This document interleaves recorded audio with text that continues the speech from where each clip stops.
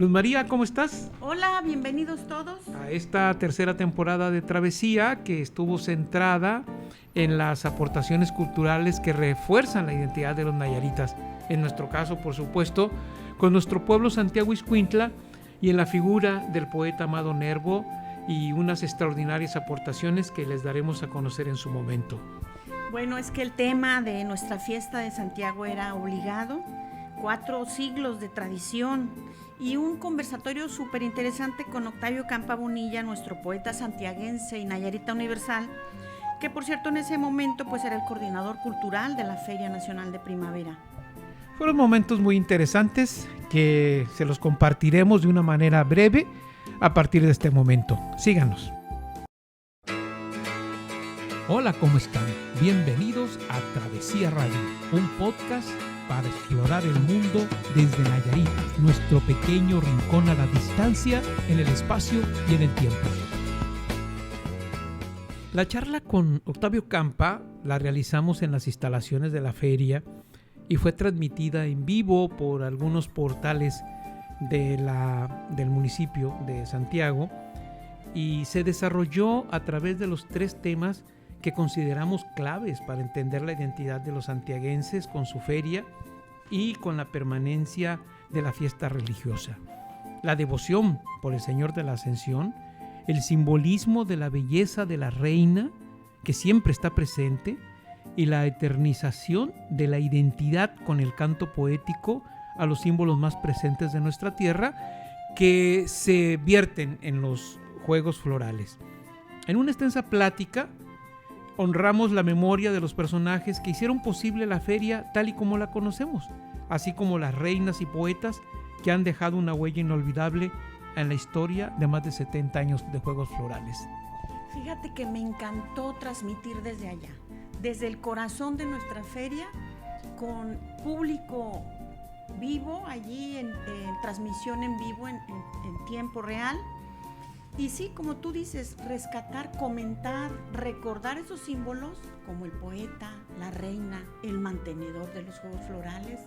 ¿Y quién mejor que Campa, que conoce la historia de ese hecho de siempre?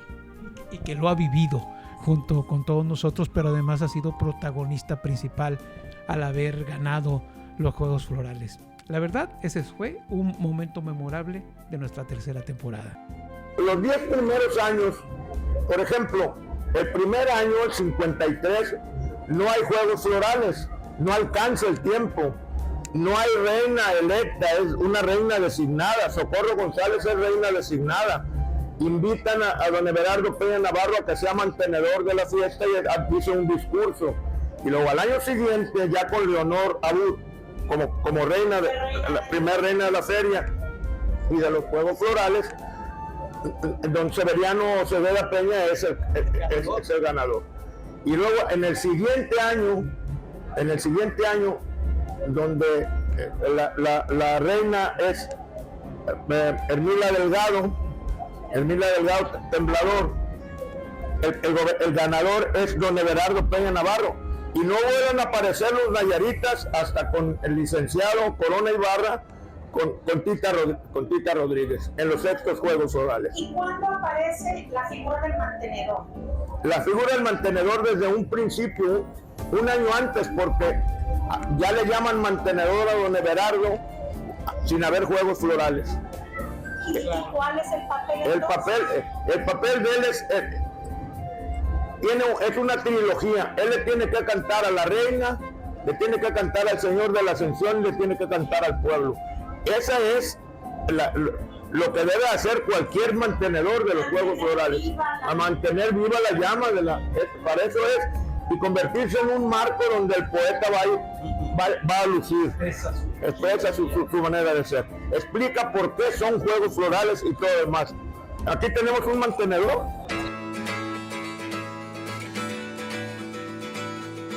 Alma Vidal ganó el certamen poético de los Juegos Florales de la Feria Nacional de Primavera 2025 con su poemario Requiem por Alfonsina, y en la coronación de la reina Sofía Galilea, el 25 de mayo, presentó un fragmento de su obra y además dedicó una oda al Señor de la Ascensión. Pero fíjate que esta oda al Señor de la Ascensión nos la compartió después a nosotros en Travesía, en el templo del Señor de la Ascensión, en el altar, a los pies del Cristo. Se me hizo un momento lleno de sensibilidad. Alma nos compartió allí mismo cómo comenzó a escribir poesía junto a su padre, inspirada por su devoción al santo patrono y a la naturaleza. Y recordemos que ella ganó hace 22 años la primera vez los Juegos Florales. Curiosamente yo estaba encargada de la coordinación cultural. Entonces, tras 22 años, su nuevo poemario aborda temas profundos como la vida, el dolor, la resiliencia, y me encantó cómo se conecta con Alfonsina Storni. Entonces fue un escenario muy emotivo. Alma ahí reflejó su identidad y su vínculo con Palma Grande, su tierra natal allá en Tuxpan. Verdaderamente fue un momento único que le agradecemos mucho al párroco del Señor de la Ascensión que nos haya permitido grabar la entrevista ahí, pero sobre todo haber grabado la oda, la recitación de la oda al pie del Señor de la Ascensión. Eso verdaderamente será algo inédito durante mucho tiempo. Padre Carlos, muchas gracias al Padre. Losada, vuelto un demonio, supo encontrarles castigo. Bajó del sagrado altar al símbolo más querido y lo montó en su caballo envuelto en paños retintos. Tú te dejaste llevar como prenda en sacrificio, conocías de las razones del corazón de aquel indio. Por 10 años consolaste los dolores del bandido, entendiste su coraje, ideales, duelo y peligros del hombre que pisa alto desde un humilde pueblito. La historia narró su fin y encubre causa y motivos. Tú perdonaste sus yerros como padre comprensivo que no pone condiciones al dar amor a sus hijos. Pasada la oscura década sin tu presencia y auxilio, la feligresía reclama que vuelva a su amado Cristo. Mi padre fue parte del agrarismo y entonces ya sabrán por dónde va mi inclinación. Y también él hacía coplas. Él hacía coplas, las contaba con pasos y eran abuelo de pájaro y le llamaba pajareras. Entonces yo recogí algunas pajareras que mi padre decía y las escribí y nos retaba. ¿Qué pájaro está allá? Pues sí, un zanate, una copla antes que vuele. Y él hacía las coplas. Entonces, en mí está ese ritmo. Esa inspiración también. ¿Y las coplas las decían en verso?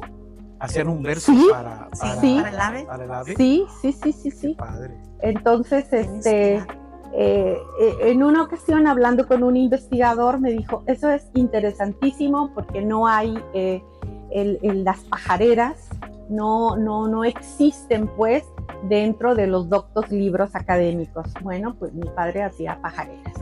Un género literario nuevo. Nuevo, innovador. Innovador. Sí, en ese momento. porque es abuelo de pájaro. Claro. Sí, entonces tú tienes que decir la copla. Y entonces en mí ese ritmo ahí está.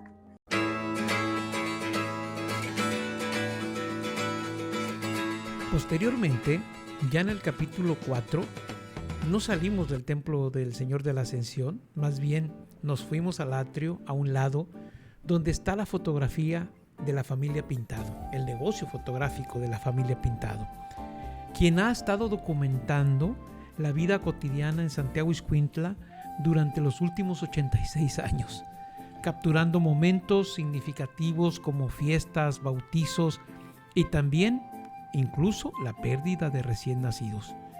La fotografía se ha convertido en un testimonio histórico que refleja no solo la vida familiar, sino también el desarrollo de nuestro pueblo en aspectos como la arquitectura y la tecnología que se utilizaba en su momento. Sí, fíjate que me encantó también la visita a Miguel Ángel Pintado, encontrar fotografías que te describen el Santiago de diferentes épocas, desde los 20, los 40, los 60, que es el Santiago que conocimos y que se me sigue haciendo muy bello. Y además decirles que Miguel Ángel sigue descubriendo fotografías que ya son documentos para la historia, así es que tendremos que regresar. Sí, claro, ha acumulado una valiosa colección de fotografías históricas, tanto propias como de otros fotógrafos, y en su negocio hay una galería que es única para describir la historia de Santiago Ixcuintla. Y bueno, nuestra charla con él concluyó con una discusión sobre cómo divulgar estas fotografías, que en principio nosotros lo estamos haciendo en nuestro podcast, pero cómo preservar su calidad y cómo podemos fomentar su apreciación de estas como obras de arte. Bueno, luego comenzamos a planear el final de la temporada número 3 con una extraordinaria entrevista que hicimos en el Museo Amado Nervo con Mayra Fonseca. Luz María. Sí, Mayra Fonseca Ábalos es una investigadora universitaria, por cierto, que ha dedicado su vida a investigar la obra de Nervo. Desde que elaboró ya su tesis sobre el trabajo periodístico del poeta en el Correo de la Tarde, hasta la gestión que se realizó para que la Marina Uruguaya conmemorara el centenario de su muerte. ¿Y qué evento en que les tocó participar en el 19? Nuevamente el gobierno uruguayo se volcó en la figura de nuestro poeta universal. Fue todo un evento de Estado, ¿eh? Estuvimos en el Parlamento uruguayo, nos recibieron en el Ministerio de Cultura e hicieron una extraordinaria recepción al gobernador Antonio Echeverría en ese momento, al presidente del Congreso y a tu servidor en las instalaciones de la Marina Uruguaya. Para ellos la figura de Amado Nervo es una figura verdaderamente destacable. A mí me emociona mucho y lo comentó Mayra, cómo se mueve la diplomacia, todas las áreas del gobierno uruguayo para resaltar la figura de Nervo. Y bueno, Mayra ahora es también la curadora del museo de aquí de Tepic, del Museo Amado Nervo, y en esta entrevista ella nos explicó los aspectos y los momentos más destacados en la vida del poeta, desde su infancia aquí en Tepic y luego en Michoacán, hasta sus años en Europa. Entonces, a través de esas anécdotas poco conocidas, la investigación de Mayra rescató y sigue rescatando esos detalles que mantienen viva la imagen y la fascinación por Nervo. 100 años después de su muerte, nuestro poeta sigue atrayendo a tanto aficionados de su poesía como a quienes quieren conocer su historia. Es sin duda el hecho que lo hubiéramos grabado en el Museo Amado Nervo nos dio mucho cobijo, efectivamente, porque además la curaduría del museo está hecho a base de fotografías y a base de copias de las obras originales de Amado Nervo. Verdaderamente fue un capítulo extraordinario la entrevista que le hicimos a Mayra Fonseca. Mi padre pensé que me iba a regañar, ¿no? Mi hermana me exhibe en un momento en el comedor de la familia, ¿no? A ver, tú... Y dice, bueno, él se apenó bastante esperando un regaño de su papá. Sin embargo, no fue así, dice, y creo que eso hizo que yo fuera, me convirtiera en poeta, tuviera esa confianza. Y esa manera de escribir, dice, de manera... digamos, a hurtadillas, lo hacía también mi madre. A Nervo le viene esta vocación de la madre. La madre es también una poeta.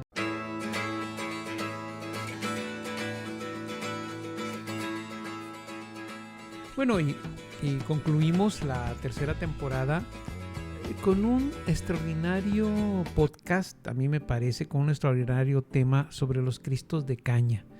La verdad, la investigación que hiciste, Luz María, sobre estos Cristos que tienen su origen en España y que después de la colonia fueron comenzados a ser elaborados en México, fue algo que a mí me ilustró mucho sobre el uso de las imágenes religiosas durante la colonia, pues como parte fundamental para la identidad de los pueblos y por supuesto para nuestro pueblo Santiago Ixcuintla. Fíjate que el tema de los Cristos de pasta de caña y en particular el del Señor de la Ascensión es algo que me ha movido, por no decir perseguido, desde hace mucho tiempo.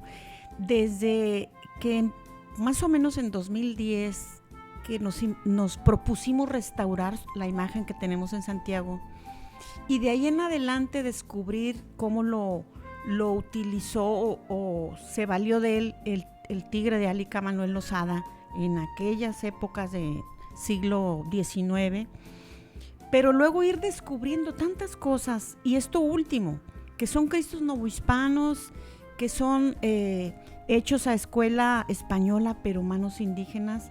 Se me hizo un tema muy apasionante, saber que tenemos una joya pero también un símbolo que nos ancla a Santiago, que nos arraiga y que nos protege. Sin duda. Y muchos no saben que este Cristo tiene 4 siglos de existencia en nuestro pueblo, desde 1600, fracción 1607, que llegó en aquella inundación y fue rescatado por franciscanos. Qué extraordinario tema. Pues en la 4ª temporada también seguramente tendremos temas que les interesarán y que también abonan a la identidad de nosotros como nayaritas, como santiaguenses, pero también como habitantes de este extraordinario país. Luz María, pues hasta la próxima temporada. Nos vemos pronto. Hasta luego.